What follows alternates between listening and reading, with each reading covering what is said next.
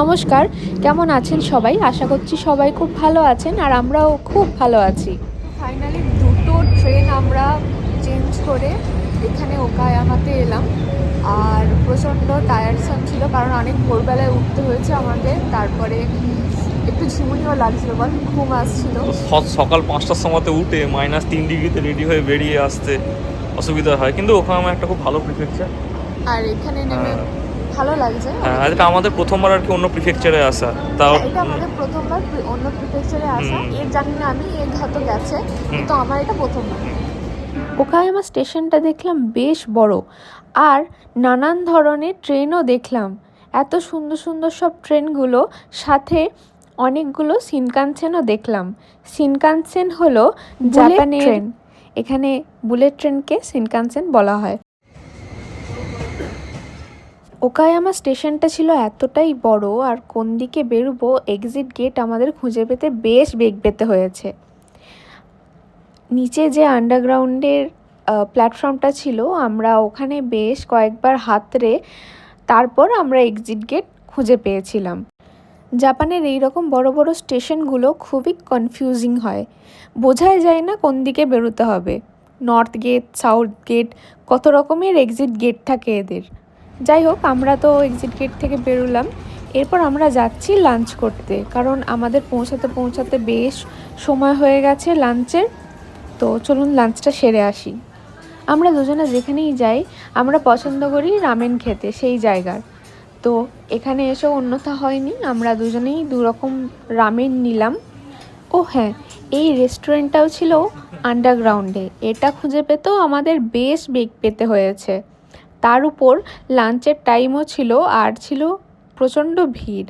আমাদের 10 minute wait করে তারপরে আমরা সিট পেয়েছিলাম। তো আমরা শহরটা এক্সপ্লোর করব।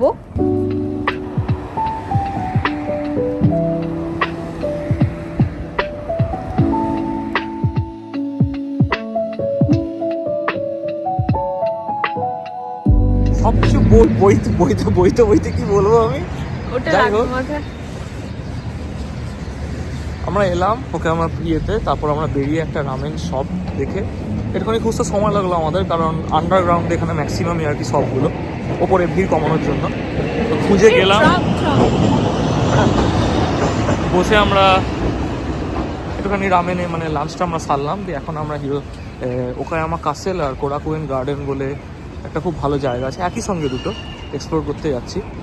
শহরটা আমার হিরোশিমার থেকেও বেশি ভালো লাগছে। হিরোশিমা প্রিফেকচার অবশ্যই খুব ভালো, কিন্তু ওকায়ামা প্রিফেকচারে কীরকম, শহরটা একটুখানি লেস ক্রাউডেড, কিন্তু সাজগোজের দিক থেকে হিরোশিমার থেকেও ভালো। আমার মনে হয় এখন ইয়ার এন্ডিং আছে আর ক্রিসমাস চলে গেল, তার জন্য হয়তো এখানে হতে পারে ভিড় কম। সেটা হতে পারে, কিন্তু আমি দেখে তো মনে হচ্ছে না যে এটা ক্রাউডলেস জায়গা, কারণ খুবই আরবানাইজড এরিয়া, তাই না? তো আজকে আমরা ওকায়ামাটা কমপ্লিট করব। দুপুরবেলায় আমরা এখানে একটা হোটেল নিয়েছি, সেখানে চলে যাব। সন্ধ্যেবেলায় একটা জায়গাতে যাওয়ার প্ল্যান আছে, দেখা যাক কি হয়। কালকে কুরাশিকি ঘুরতে যাবো। তবে হ্যাঁ, সন্ধ্যাবেলাতে বেরোবো, এক্সপ্লোর করবো, অনেক কিছু এক্সপ্লোর করবো আমরা।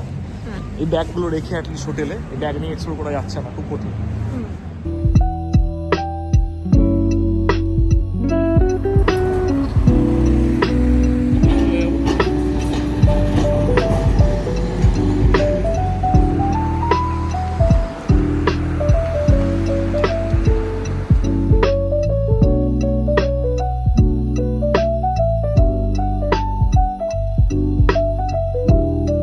এখন আমরা এসেছি ওকায়ামা ক্যাসল দেখতে, আর আজকের ওয়েদারটা খুব ভালো।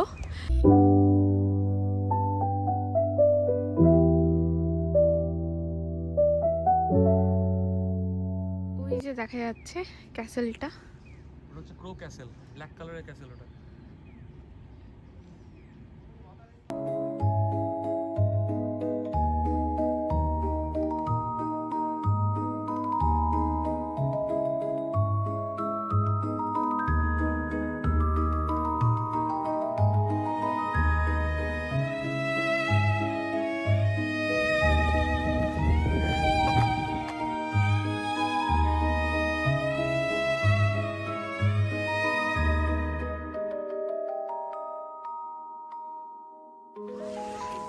ক্যাসেলের ভেতরেই লকার রুমে আমরা আমাদের ব্যাগটা রেখে গেলাম 100 ইয়েন দিয়ে। আবার এটা যখন খুলবো তখন 100 ইয়েনটা আবার পড়ে যাবে, তখন 100 ইয়েনটা আবার নিয়ে নিতে হবে। তো এটা সুবিধা। আর এটা হচ্ছে ক্যাসেলের উপর থেকে ভিউ, আর এখানে লেখা আছে ক্যাসেলের সব ইতিহাস। এক্ষুনি আমরা ক্যাসেল থেকে দেখে বেরোলাম আর আমাদের গলা তীব্র শুকিয়ে গেছে। তো রোমো কিনতে যাচ্ছে জল ভেন্ডিং মেশিন থেকে। Mineral water natural natural normal জল খাবি তো? হ্যাঁ। না গ্রিন টাকা খাবি? গ্রিন টাকা হচ্ছে। আর এখন আমরা যাচ্ছি কোরাকুয়েন গার্ডেনে। ক্যাসেলের সামনে যে লেকটা ছিল সেটা ক্রস করলেই গার্ডেনে পৌঁছানো যায়। আর ক্রস করার পর এখান থেকে ক্যাসেলের একটা সুন্দর ভিউ পাওয়া যাচ্ছিল।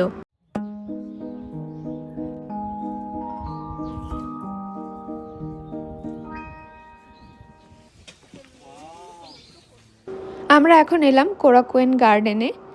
আর প্রথমে ঢুকতেই যেটা চোখে পড়লো যে এখানে একটা জলাশয়ের মধ্যে কয়েকটা কয় ফিশ আছে, যেটা জাপানে সচরাচর দেখা যায় পার্কে বা উদ্যানে বা যে কোনো ট্যুরিস্ট স্পটে বা শ্রাইনগুলোতে জলাশয়ে আপনি কয় ফিশ দেখতে পাবেন।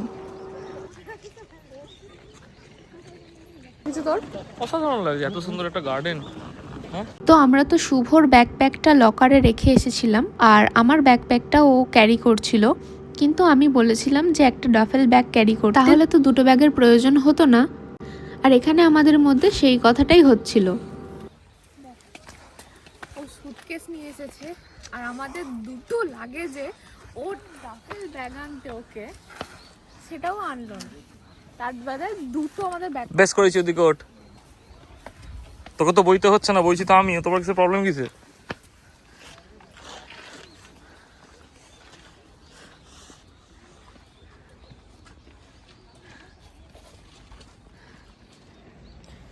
খুব ভালো লাগছে জায়গাটা, বেশ অন্যরকমের একটা ভাইব আছে। কি বলিস তুই? অবশ্যই খুবই ভালো একটা বেশ। ক্যাসেলটা খুব ভালো লেগেছে, তবে ক্যাসেলটা আমার ওই হিরোশিমা ক্যাসেলটা আরো বেশি ভালো লেগেছে। মানে আরো জিনিসপত্র ওখানে ছিল, আরো ডাইভার্স হিস্ট্রি। হ্যাঁ, ওখানে আরো হিস্ট্রিটা ডাইভার্স। কিন্তু ব্যাপারটা হচ্ছে যে জিনিসপত্রগুলো এখানে দেখলাম মানে এক্সিবিশনে রাখা একটু লিমিটেড ছিল। সামুরাইদের সেরকম পোশাক আশাক ছিল না, কিন্তু হিরোশিমা ক্যাসেলের ভেতরে সামুরাইদের নানান ধরনের জিনিস আছে। এগুলো আমি আমার একটা ব্লগেও আপনাদের সাথে শেয়ার করেছিলাম।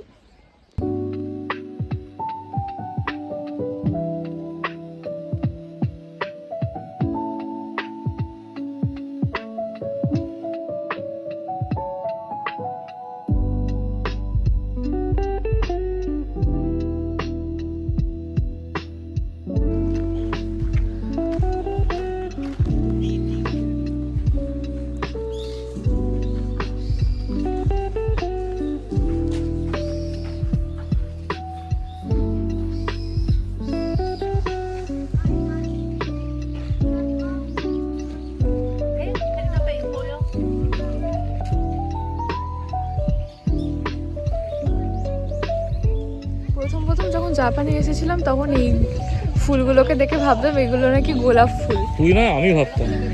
না, আমিও ভাবতাম। আচ্ছা। তো এখন জানলাম এগুলোকে বলে জাপানিজ ক্যামেলিয়া। একদম গোলাপের মতোই দেখতে হয়, কুঁড়ি থেকে ফুটন্ত অবস্থায় গোলাপের মতোই দেখতে হয়, কিন্তু পাতাগুলো একটু আলাদা এখান থেকে। আর এই ফুলের কোনো গন্ধ নেই। বল। আরে ওই দেখ, ওখানে তোর ইয়ের মাথাটা দেখা যাচ্ছে, ক্যাসেলের মাথাটা। এখান থেকে ক্যাসেলের মাথা? ওই তো তোর মাথার পিছনে। হ্যাঁ, এই তো।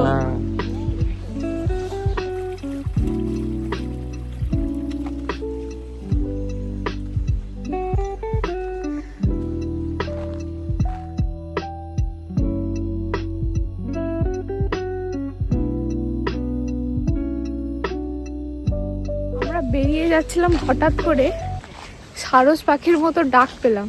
তো এদিকটা আমরা এক্সপ্লোর করতে এলাম যে কি আছে। মনে হচ্ছে জু আছে একটা। কি বলছিস সেখানে? বল। ওই দেখ, ওই দেখ, এলাম, ওনাদেরকে ডাকলো।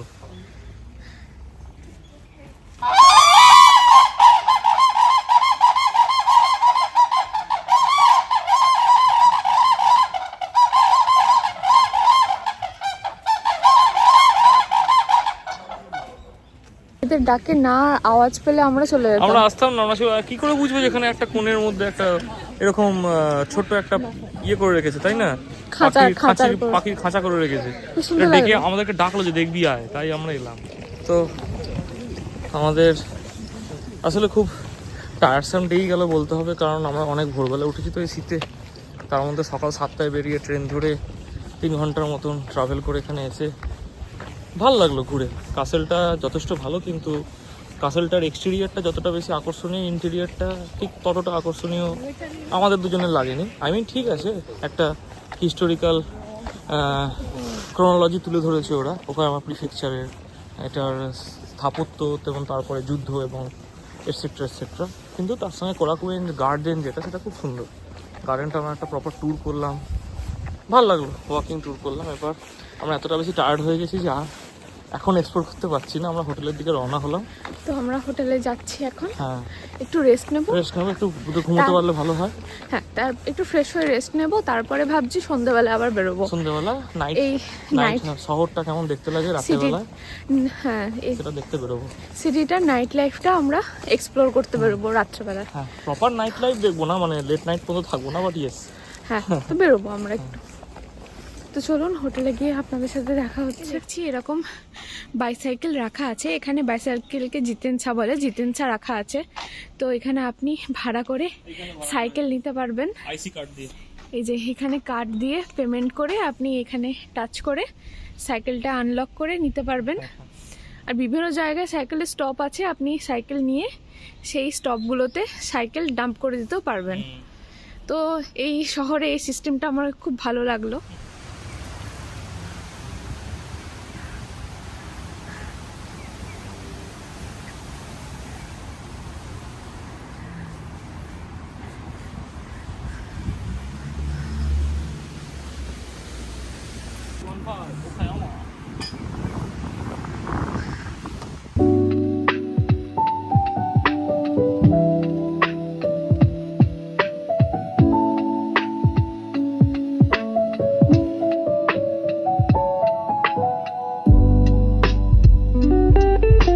ফাইনালি আমরা রুমে পৌঁছে গেছি।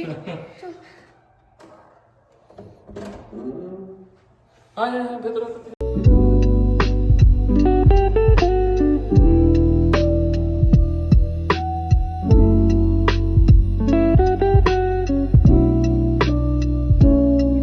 অ্যাকচুয়ালি এখানে হোটেলের রুমগুলো একটু ছোট ছোটই হয়। প্রথমবার আমি যখন জাপানে এসেছিলাম তখনও ঠিক এইরকম টাইপেরই একটা হোটেল আমরা নিয়ে থেকেছিলাম নারিতাতে। তো এবারেও ঠিক একই প্যাটার্নের এরকম একটা ঢুকি, এরকম একটা বেড থাকে। আর এই যে এখানে হচ্ছে ওয়াশরুমটা আমি পরে দেখাচ্ছি।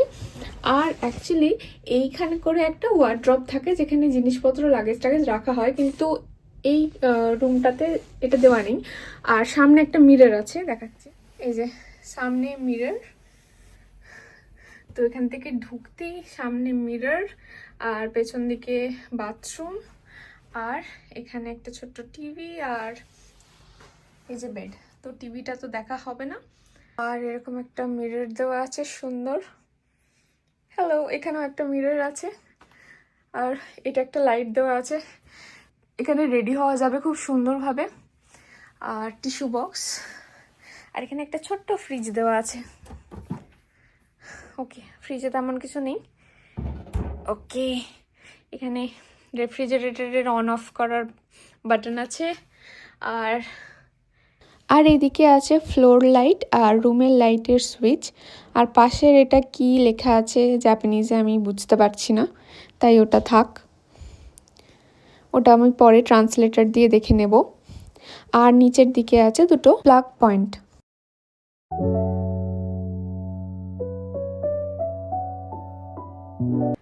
তো এবার চলুন বাথরুমটা দেখাই। বাথরুমটা টিপিক্যাল জাপানিজ স্টাইলেরই। আর এখানে সব বাথরুমেই বাথটাব দেওয়া থাকে, ছোট্ট বাথটাব, আর সামনেই বেসিন থাকে। আর এখানে আছে বিডেড টয়লেট।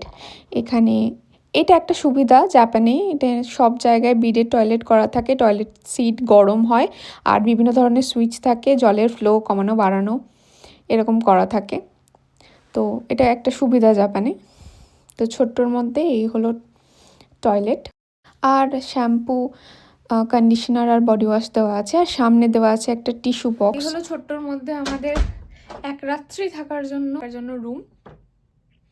তো চলুন এবার ফ্রেশ হয়ে নিই, তারপর একটু শোবো, তারপর সন্ধেবেলায় বেরোবো। সন্ধেবেলা তাহলে আপনাদের সাথে আবার দেখা হচ্ছে। টাটা।